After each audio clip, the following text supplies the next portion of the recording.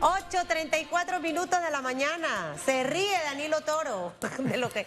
Ya yo estoy acostumbrada a que la gente está y no está. Dice que uno nunca se debe aferrar a nadie porque uno... No, pero acuérdate que somos seres humanos. Uno nunca sabe, ni a los hijos uno se aferra. Somos animales de manada. Ni a los hijos uno se aferra. Pero bueno, ¿cómo está, señor Danilo? Bien, bien, gracias. Gustazo tenerlo con nosotros esta mañana y quiero empezar un poco hablando de lo que... Interesante hoy la conversa realmente de nuestros dos invitados. Rosario Turner estuvo con nosotros y también el ex fiscal electoral, el señor Boris Barrios. Y arranco por lo último que hablaba. Decía que efectivamente el inicio de la campaña de Ricardo Lombana fue un inicio con una campaña sucia y que definitivamente el Tribunal Electoral hizo lo que tenía que hacer en este caso, ¿no? Me gustaría primero conocer su posición frente a este tema, porque ya la campaña arrancó. Hay campaña negativa, hay campaña sucia. La negativa es la que es verdadera y la sucia es la que es calumnia, injuria, etcétera, etcétera, etcétera, ¿no? ¿Cómo analiza usted el inicio de esta campaña con el aspecto de Ricardo Lombana en este momento? Segundo, el inicio de esta campaña, segunda pregunta, con el escenario de Ricardo Martinelli. El viernes ya la Corte Suprema señala que no admite la casación en el caso del expresidente. El tribunal sale con un comunicado que a juicio del licenciado Barrios dilata un poco esto, pero que al final el señor Ricardo Martinelli no va a poder correr, a pesar de lo que hemos visto en este fin de semana de él presente como el inicio de la campaña electoral. Esos dos aspectos. Señor Danilo Toro. Gracias, Susan. Comienza la semana disparando calibre 50. Le tiré ahí una buena curva, así que usted dale a ver. Bien, la primera. Ok, la categorización, o sea, la definición de lo que es sucio y lo que es negativo pasa por criterios muy sometidos al parecer, ¿no? Al parecer subjetivo. Aunque hay criterios objetivos, yo observé varias veces y escuché varias veces lo que publicó la campaña del señor Lombana. De acuerdo a mi opinión, no es sucia. Ok. Subrayo, es mi opinión. Mi opinión está sujeta... Es campaña negativa. Es campaña negativa. Mi opinión está sujeta a discusión, debate, lo que quieras. Porque no es una referencia científica. Ok. Es mi opinión. Y mi opinión es tan válida como la de cualquier otro ciudadano. El mundo está lleno de opiniones y tenemos que convivir con eso. Exacto. A su juicio no es campaña sucia, es campaña negativa. Debe quedarse, debe ser sancionado. A mi opinión, de acuerdo a mi opinión, no es campaña sucia. Yo la catalogo como campaña negativa. Y como campaña negativa tiene razón para quedarse. Ok, o sea que no... Pero ya la tumbaron. No, entiendo que la cambiaron. Ok. No la tumbaron, la cambiaron. Con lo cual tenemos otros resultados. Entonces, vamos a hablar de fondo y de forma. En cuanto al fondo, según mi opinión, no es campaña negativa, no es campaña sucia, es campaña negativa. Contundente campaña negativa. Es más, a mi criterio, a mi opinión, es un ejemplo de lo que es una campaña negativa. Es una típica campaña negativa, no sucia. Pero bueno, eso se tendrá que definir de acuerdo a un proceso, porque entiendo que la campaña del señor Lombana tiene derecho a hacer su descargo, a hacer las apelaciones, y al final quien decide si es una u otra cosa es el Tribunal Electoral. Yo me apegaré a lo que el Tribunal Electoral termine fallando con respecto a esa campaña. Dos, vámonos en cuanto a forma.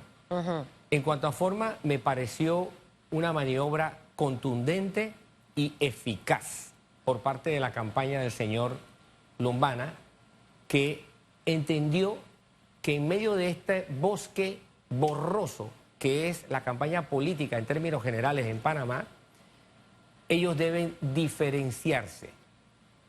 Y trataron de diferenciarse con el aspecto que más ellos quieren destacar. No estoy catalogando si lo están haciendo bien o mal. Estoy describiendo lo que ellos a mi juicio, ellos han querido hacer. Diferenciarse. Ellos y los otros. Su campaña tuvo una concepción interesante porque de cualquier forma obligó al público a verla. Como corrieron a sancionarla, obligó a todo el mundo a verla. ¿Es decir que fue una estrategia exitosa? Sí, sí, la considero exitosa. La considero, definitivamente la considero exitosa, definiendo aquí como éxito el hacer que la gente la viera y la escuchara. De todas las campañas, ¿cuál es la que usted ve más acertada? Más allá de esta Esa es otra exitosa, cosa. sí. Esa es Mire, otra cosa. hago la diferencia Bien, por eso. esa respuesta no te la puedo contestar. ¿Por qué? Porque eso le implica que yo haga un juicio de valoración y que califique que la campaña está bien en cuanto a sus fines. Ojo, no es bien. Bien, acertada. La más acertada en cuanto a acercarse a lo que realmente debe ser una campaña de propuestas para que el elector, señor Danilo Toro, pueda tener los elementos necesarios. Ninguna todavía explica para qué quiere ser presidente alguien. Ok. A excepción del señor Lombana, fue una campaña, un mensaje dirigido a diferenciarse claramente de todo el bosque político. Lo que pasa es que todos hablan de lo que quieren hacer. Todos dicen, de hecho dicen, estas son mis propuestas, pero una campaña presidencial debe ser distinta, ¿no? Ninguno se compromete a nada. Todos hablan de lo malo que hay y de lo bueno que se debería hacer. Hasta ahora el señor Lombana fue eficaz con esa campaña. Sí hay ¿Eficaz en llamar la atención? Y sí, y en querer decir en qué se diferencia él de los otros. Okay. Eso no significa que toda su campaña está bien enrumbada. No estoy haciendo ese juicio. Estoy hablando puntualmente de ese mensaje. Encuentro que hubo una falla de parte de la campaña del señor Lombana cuando, en atención a las observaciones que le hace el Tribunal Electoral, entonces le introduce un cambio al mensaje propagandístico que hizo para diferenciarse. Es decir, si el primero fue eficaz, el segundo ya falla considerablemente y se ajusta un poco a aquella apreciación histórica que hace Marx sobre cómo se repiten los hechos de la historia. Okay. El primero como tragedia y el segundo como farsa. Ahora, ¿Por qué es importante que lo digo? Ajá. Porque cuando intentan ajustar la campaña a los cambios que les exige el tribunal, so pena de sacarla, reemplazan una imagen con una caricatura, haciendo alusión a una característica física. El ser de ojos grandes, el ser de nariz enorme o de nariz pequeña, el ser de una boca chiquita o de una boca grande, no son criterios políticos, son fijaciones discriminatorias, subjetivas. Es decir, que en esa falló. Y prejuicios, claro. Allí afectó la eficacia del arma que utilizó. Es como que si yo utilizara, quiero matar una mosca. Entonces, ¿para qué quiero matar la mosca? Entonces, utilizo algo que me va a hacer daño a mí mismo por matar una mosca. Entonces, tienen que tener cuidado, debieran tener cuidado. Yo no me gusta darle recomendaciones a nadie, pero las campañas debieran tener cuidado en saber cómo rehacen las cosas. Ahora, hasta ese momento era un disparo bien dirigido. Después se desenfocó. El disparo se desenfocó. En el escenario de este inicio de la campaña. ¿Quieres ver otra campaña? La del señor Ricardo Martinelli. ¿Y por qué hablo de esa específicamente? Porque el viernes hubo un fallo. ¿Ok? Ya la Corte habló y la Corte dijo: no admitimos el recurso de casación. Más tarde el Tribunal Electoral sale con un comunicado. Quizás muchos esperaban no ver al expresidente Ricardo Martinelli en ninguna de las actividades. 2, cancelar los lanzamientos de las campañas y muchos otros elementos más. Pero ocurrió todo lo contrario. Tanto así que la gente se pregunta, ¿corre o no corre? Boris Barrios dice, no va a correr. No va a correr porque la ley es clara. El tribunal va a dilatar un poco el proceso al haber dado la comunicación que envió el día viernes. Pero, ¿qué elemento juega el caso del expresidente Ricardo Martinelli en el inicio de la campaña electoral, con todo lo que surge el día viernes y de lo que puede pasar ahora? Antes del día viernes, el propio señor Martinelli había sido elocuente, claro y contundente sobre su intencionalidad.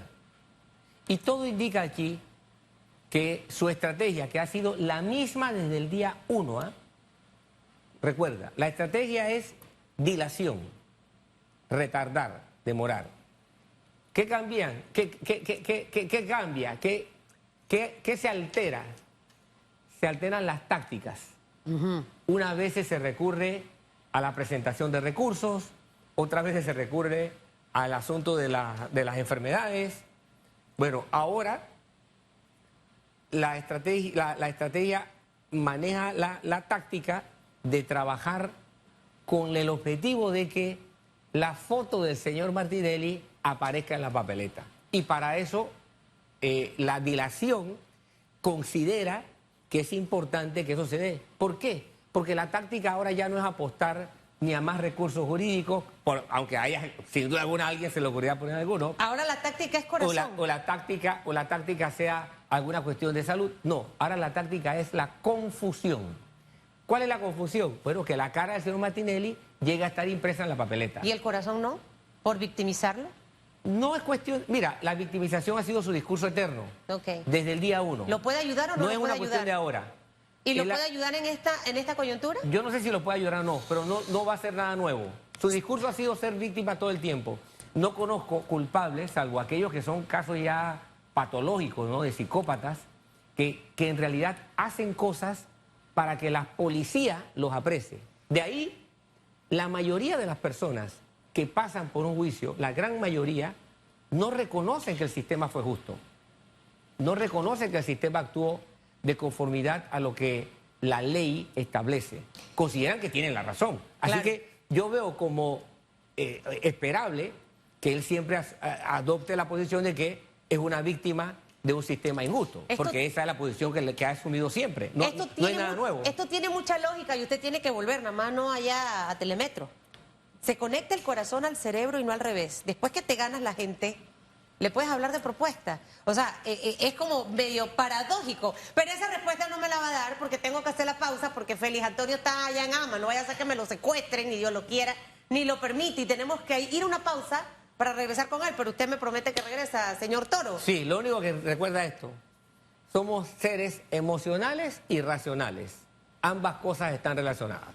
Diría yo que lastimosamente a veces más emocionales que racionales. 8:47, vamos a la pausa, regresamos en minutos.